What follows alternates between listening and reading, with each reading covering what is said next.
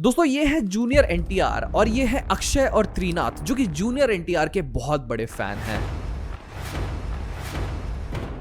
और इनका तीसरा दोस्त है विनोद जो कि साउथ इंडियन सिनेमा के पावर स्टार पवन कल्याण का बहुत बड़ा फैन है। इन तीनों में एक दिन बात चलते रहती है जिस बात के बीच में विनोद कुमार जूनियर एनटीआर का मजाक उड़ा देता है और तीनों के बीच में हाथापाई शुरू हो जाती है। अब इसी हाथापाई के बीच में अक्षय और त्रिनाथ अपने ही दोस्त विनोद की जान ले लेते हैं। जान लेते क्यों हैं? क्योंकि उन्होंने सिर्फ उनके फेवरेट फैन का मजाक उड़ाया था। ये बात तो 2016 की है, लेकिन ऐसी सिमिलर खबरें हमें साउथ इंडिया से बार बार सुनने को आती रहती है। Actor Darshan case where the top star has been in fact arrested for a murder charge, which Sudeep says that he wants swift justice in this case. 4 दिसंबर 2024 अल्लू अर्जुन की मूवी पुष्पा 2 रिलीज हो रही थी। वो अपनी ही मूवी को देखने हैदराबाद के एक बहुत नामी थिएटर संध्या थिएटर जाते हैं। संध्या थिएटर के बाहर उनके लाखों फैंस उनका इंतजार कर रहे थे और इन्हीं लाखों फैंस के बीच में रेवती भी मौजूद थी। रेवती भी अल्लू अर्जुन को वहां पे देखने आई थी और सफोकेशन के वजह से रेवती की जान चली जाती है। The actor Allu Arjun has been arrested. This is in connection with the premiere show of his latest film Pushpa 2, in which a 39-year-old woman lost her life. दोस्तों presenting to you South Indian cinema और South Indian cinema के उनके crazy fans. हम लोग copy paste देखेंगे क्या बॉलीवुड वालों का? ओरिजिनल साउथ की मूवी क्यों न देख लें? वहीं साउथ इंडस्ट्री जो है वो छोटे छोटे कलाकारों को प्रमोट करती है। वो अनन्या पांडे, उसको फिल्मफेयर अवार्ड मिल जाता है। किस बात के लिए मिलता भैया? रिश्ते में तो हम तुम्हारे बाप होते हैं, नाम है पुष्पराज।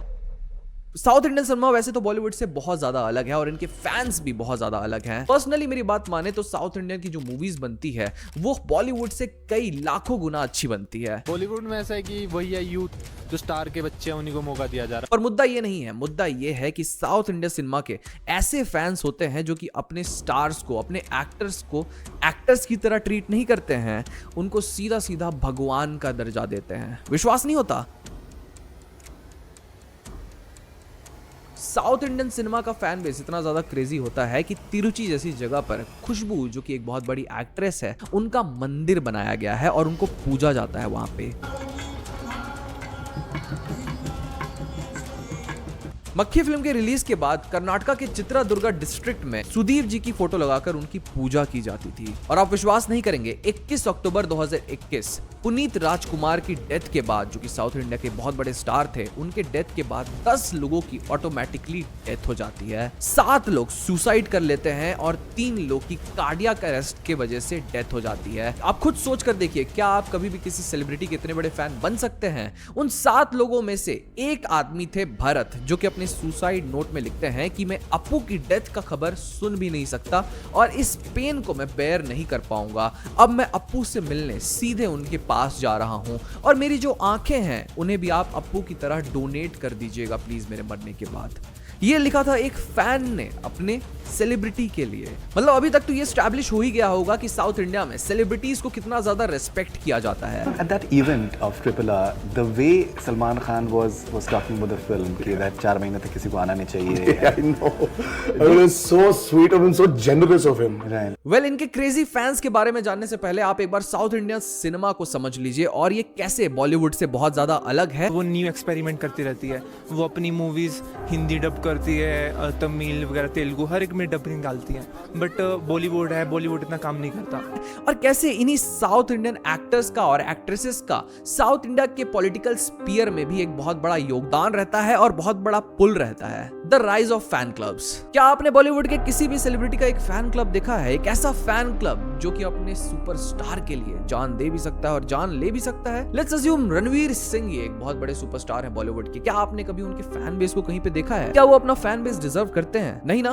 तमिलनाडु में कई सालों से फैन क्लब्स का एक कल्चर चलता हुआ आ रहा है। जैसे कि हमने पहले बताया, एक्ट्रेस खुशबू जो थी वो बहुत ही पुरानी एक्ट्रेस थी, उनकी लिटरली एक पूजा की जाती है कई सारे गांवों में साउथ इंडिया के। वैसे ही एमजीआर साउथ इंडिया के पहले एक्टर थे जिन्होंने अपने बड़े पर्दे की इमेज को पॉलिटिकल पावर में बदला था। एमजीआर जो कि एक समय पे बहुत ही बड़े एक्टर हुआ करते थे, वो 1977 से लेकर 1987 तक तमिलनाडु के सीएम थे। रजनीकांत सर के फैंस तो और भी ज्यादा क्रेजी हैं। जब भी रजनीकांत सर की पहले मूवीज रिलीज हुआ करती थी तो रजनीकांत सर के जितने भी फैन हुआ करते थे वो थिएटर्स के सामने रजनीकांत की एक मूर्ति बना दिया करते थे और उस मूर्ति की दूध से पूजा किया करते थे और उसके बाद मूवी देखने जाया करते थे। इसी पूजा के दौरान कई सारे लोग इंजर्ड भी हुए हैं, लेकिन ये पूजा कभी भी नहीं रुकती थी रजनीकांत सर की। कमल हसन सर जो कि साउथ इंडियन सिनेमा के एक बहुत बड़े स्टार रह चुके हैं, उनके फैंस का भी अलग रिचुअल था। जब उनकी मूवी रिलीज होती थी तो वो एक बहुत ही अच्छा काम करते थे। वो ब्लड डोनेट करने जाते थे और अपने थिएटर्स के सामने ब्लड डोनेशन कैंप्स खोलते थे जहां पे लोग पहले ब्लड डोनेट करते थे और उसके बाद मूवीज देखने जाते थे। बट साउथ इंडियन सिनेमा के जितने भी फैंस होते हैं, जितने भी अपने सेलिब्रिटी को अपना भगवान मानते हैं, वो उनके ऊपर जोक्स भी लाइटली नहीं लेते हैं। जैसे कि कैरी मिनाटी को आप देख लीजिए, सलमान खान जैसे लोगों को वो मजाक उड़ा देता है और अगले ही दिन उनके साथ काम करने चले जाएगा, बिकॉज सलमान खान इन सारे जोक्स को लाइटली लेंगे। लेकिन किसी भी साउथ इंडियन सेलिब्रिटी के ऊपर अगर ये जोक्स टारगेटेड रहते तो वहां के फैन बेस, उनकी फैन बेस इन सारे जोक्स को बिल्कुल भी लाइटली नहीं लेती और अगले ही दिन कैरी मिनाटी की धज्जियां उड़ा देती। फॉर एग्जाम्पल, एक बार की बात है जब एक तमिल कॉमेडियन ने महेश बाबू की एक मूवी स्पाइडर का मजाक उड़ा दिया था, बोल दिया था कि भैया कैसी मूवी बनाई है इन्होंने। वहां पर तुरंत ही महेश बाबू के फैंस ने उन्हें बहुत ज्यादा प्रताड़ित किया था, उनको मारने की धमकी दी जा रही थी, जिसकी वजह से उन्हें अपनी जो वीडियो है उसे इंटरनेट से हटानी पड़ी थी। इतना ज्यादा ट्रोल कर दिया जाता है अगर किसी भी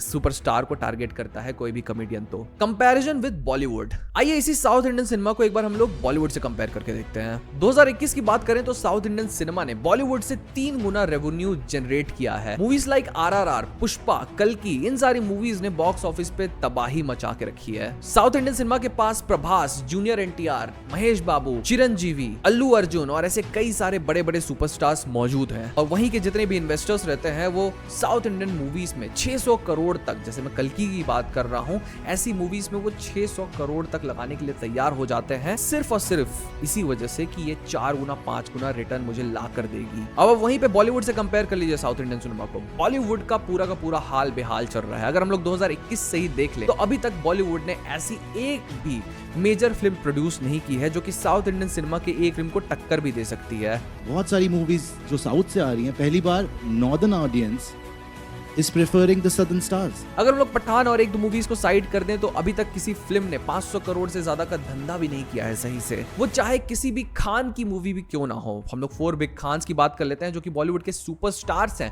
आमिर खान, सलमान खान और शाहरुख खान। पिछले 3 सालों में इनकी भी मूवीज सीधे सीधे गिरते हुए आई है। बॉक्स ऑफिस पे बिल्कुल भी पैसा कलेक्ट नहीं कर पाती है ये। 2023 की बात है, टाइगर श्रॉफ की एक मूवी गणपत रिलीज हुई थी। अब गणपत का मेकिंग कॉस्ट 200 करोड़ रुपए था और आपको विश्वास नहीं होगा, जब मूवी बॉक्स ऑफिस पे रिलीज होती है तो ये टोटल कलेक्शन कर पाती है सिर्फ और सिर्फ 11 करोड़ रुपए का। आप सोच के देखिए, 200 करोड़ का इन्वेस्टमेंट और सिर्फ 10 करोड़ का रिटर्न। अक्षय कुमार और टाइगर श्रॉफ की एक मूवी बनी थी जिसका नाम बड़े मियां छोटे मियां था। अब इस मूवी का भी बजट 350 करोड़ रुपए था, लेकिन ये मूवी भी 60 करोड़ से ज्यादा कमा ही नहीं पाई थी। आप सोच कर देखिए, बॉलीवुड में जितने भी सारे लोग इन्वेस्ट करते हैं, जितने भी प्रोड्यूसर्स होते हैं, उनका कितना ज्यादा पैसा लॉस होता है। अब इन सब चीज के पीछे सबसे बड़ा रीजन क्या है, क्यों बॉलीवुड मूवीज लगातार फ्लॉप होते जा रही है और साउथ इंडियन सिनेमा की जितनी भी मूवीज होती है वो हिट होते जा रही है। बॉलीवुड कॉपीराइट करता है अधिकतर साउथ की, जैसे कबीर सिंह ये वाली मूवी, उनके गाने रिपीटेड होते हैं। इसके सबसे बड़ा रीजन है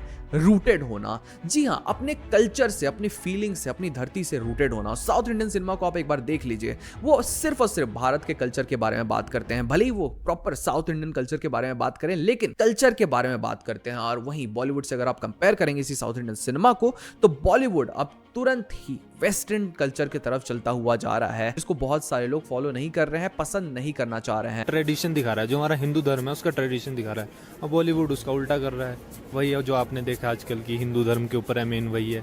आपको पता है, इसी रूटेड चीज को दिखाते दिखाते साउथ इंडिया में एक मूवी बनी थी कांतारा करके, और इसी कांतारा मूवी का मेकिंग कॉस्ट था सिर्फ और सिर्फ 16 करोड़ रुपए। और जब बॉक्स ऑफिस पे ये मूवी रिलीज होती है तो टोटल बॉक्स ऑफिस कलेक्शन इस मूवी का होता है 400 करोड़ से भी ज्यादा। वर्ल्ड वाइड फेमस हो जाती है ये मूवी। आप सोच कर देखिए, साउथ इंडियन में 16 करोड़ रुपए लगा के ऐसी मूवी बना दी जा रही है जो कि सीधा सीधा 400 करोड़ का रिटर्न ऑफ इन्वेस्टमेंट दे रही है। और बॉलीवुड का तो कोई कंपैरिजन ही नहीं है साउथ इंडिया के सामने। जहां एक तरफ बॉलीवुड में सिर्फ सलमान खान, शाहरुख खान, आमिर खान के नाम से मूवीज चलती है और आज तो चलती भी नहीं है, वहीं साउथ इंडिया के पास अल्लू अर्जुन, प्रभास, महेश बाबू, चिरंजीवी, जूनियर NTR जैसे बड़े बड़े नाम हैं जिनके नाम की वजह से ही मूवीज चल जाती है। अब साउथ इंडियन सिनेमा के बारे में एक खास बात यह है कि South Indian Indian political sphere में इनके एक्टर और एक्ट्रेसेस का बहुत बड़ा इन्फ्लुएंस रहता है। अब आप ये बात ध्यान में रखिए कि इनके जो फैंस होते हैं वो इनके बहुत ही बड़े डिवोटेड फैंस होते हैं, इनके लिए कुछ भी कर सकते हैं वो। तो आप सोच के देखिए, अगर यही सेलिब्रिटीज अगर पॉलिटिक्स में आएंगे तो क्या कर पाएंगे वो। ये जो पॉलिटिक्स में आने का चक्कर है, जो चलन है एक्टर एक्ट्रेसेस का, उसकी शुरुआत की थी हमारे एमजीआर सर ने। वो जब 1970s की बात होती थी तो एमजीआर का नाम सबसे ऊपर हुआ करता था। बहुत बड़े एक्टर, एक लार्जर देन लाइफ कैरेक्टर थे वो। और साउथ इंडिया में ऐसे ही लार्जर देन लाइफ कैरेक्टर्स को पॉलिटिशियन बनाया जाता है और अपना हीरो बना दिया जाता है। 1972 में अपनी पार्टी छोड़ने के बाद उन्होंने एक नई पार्टी AIADMK की शुरुआत की थी, जो कि 1977 में चुनाव जीतती है और हमारे एमजीआर जी तमिलनाडु के सीएम बनते हैं। 1987 तक वो सर्व करते हैं और जितने भी साउथ इंडियन एक्टर एक्ट्रेसेस होती है, इनफैक्ट जितने भी बॉलीवुड एक्टर एक्ट्रेसेस होती है, वो एमजीआर जी को फॉलो करना चाहती है और फिर पॉलिटिक्स में आना चाहती है। इनके बाद आपको पता होगा जयललिता इनकी सक्सेसर बनती है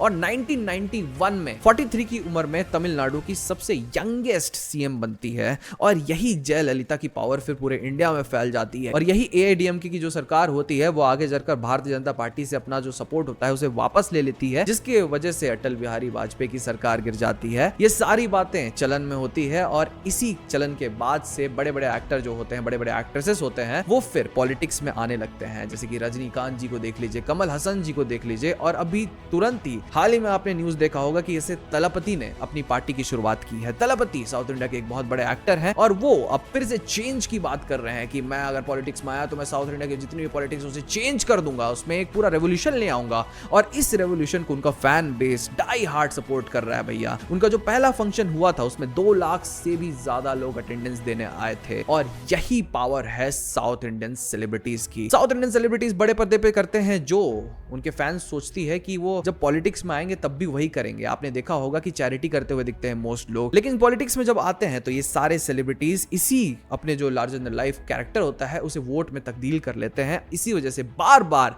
सेलिब्रिटीज साउथ इंडिया में इलेक्शन जीतते हुए आए हैं। अब यही साउथ इंडिया का जो सिनेमा है उसका कल्चर सिर्फ साउथ इंडिया में नहीं रहा है, ये एक रीजनल सिनेमा नहीं रहा है, ये पूरे भारत में फैल चुका है। बिहार में अभी कुछ दिन पहले अल्लू अर्जुन अपने पुष्पा 2 की रिलीज के लिए गए थे और वहां पे 10,000 से भी ज्यादा लोग पूरे स्टेडियम को भर दिए थे, ये जानते हुए कि ये साउथ इंडिया है। बिहार में सोचिए सिर्फ भोजपुरी फिल्म चलता है और भोजपुरी फिल्म को ही सपोर्ट करते हैं बिहार के लोग, लेकिन अल्लू अर्जुन जब वहां पे गया तो सारे के सारे लोग पागल हो गए थे। आज यही साउथ इंडिया का इन्फ्लुएंस सिर्फ और सिर्फ भारत में नहीं रहा है, भारत तक सीमित नहीं रहा है, पूरे दुनिया में फैल चुका है और उनके फैंस जो हैं, उनके टॉक्सिक फैंस जो हैं, वो जगह जगह पर मौजूद हैं। आप क्या सोचते हैं इस चीज के बारे में? क्या ये फैन बेसिस जो अपने एक्टर एक्ट्रेसेस को भगवान बना लेते हैं, इसका होना जरूरी है या फिर एक दायरा होना चाहिए? एक फैन को सिर्फ एक फैन होना चाहिए और अपने सेलिब्रिटी को एक सेलेब जैसा ट्रीट करना चाहिए, ना कि एक गॉड जैसा ट्रीट करना चाहिए। क्योंकि अगर आपका सेलिब्रिटी कल गए कुछ गलत करने को बोलेगा तो सारे जो फैंस हैं उसके पीछे चले जाएंगे और ये बिल्कुल भी सही नहीं है। आप क्या सोचते हैं इस चीज के बारे में? हमें कमेंट सेक्शन में जरूर बताइएगा और देखिए हम ऐसी वीडियोस बनाते रहते हैं तो हमारे चैनल को सब्सक्राइब करके जाना मत भूलिएगा। आज की वीडियो बस इतना ही, मिलता है अगले वीडियो में।